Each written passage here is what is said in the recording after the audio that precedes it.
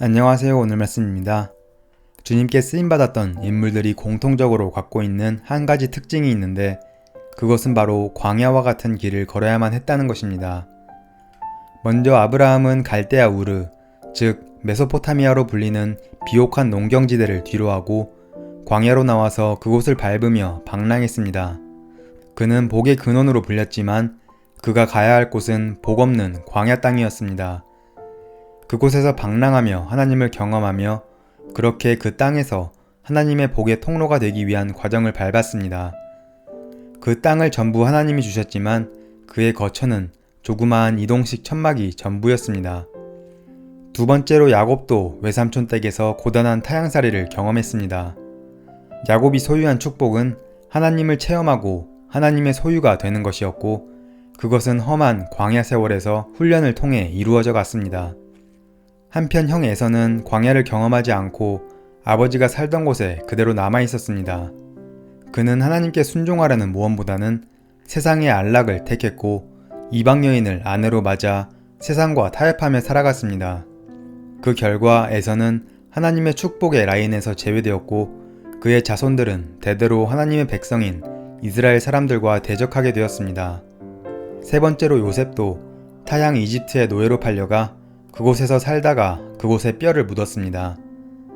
비록 이집트 땅은 농경지대였지만 그의 타향살이는 아브라함의 광야를 전전하는 유목적인 삶의 연장선상에 있었습니다. 요셉은 비록 이집트의 총리 대신이 되었지만 그의 마지막 유언에서 보듯이 그의 유골만이라도 하나님의 약속의 땅인 가나안에 묻히기를 갈망했습니다. 그는 영원한 나그네로 이집트라는 광야에서 살았던 것입니다.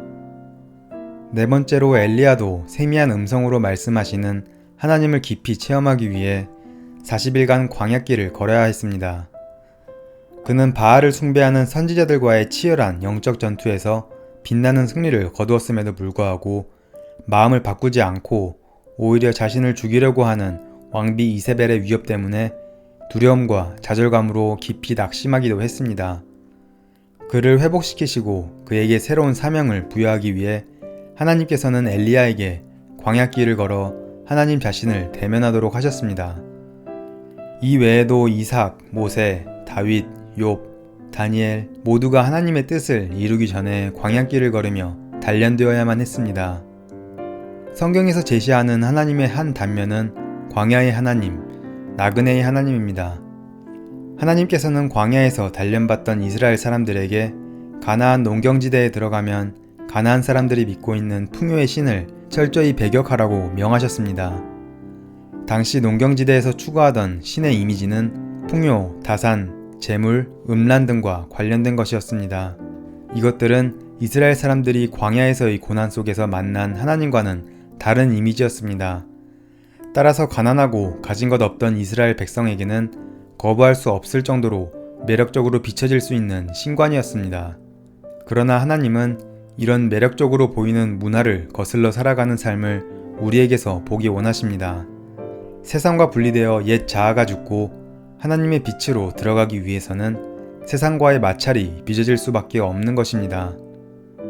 이 사람들은 다 믿음을 따라 죽었으며 약속을 받지 못하였으되 그것들을 멀리서 보고 환영하며 또 땅에 사는 외국인과 나그네임을 증언하였으니 수많은 믿음의 선조들은 하나님의 부르심을 받은 후 광야의 길을 걸어갔고 끝까지 믿음의 길을 따라갔기에 결국엔 하나님을 기쁘시게 해드리고 사명을 이루어낼 수 있었습니다.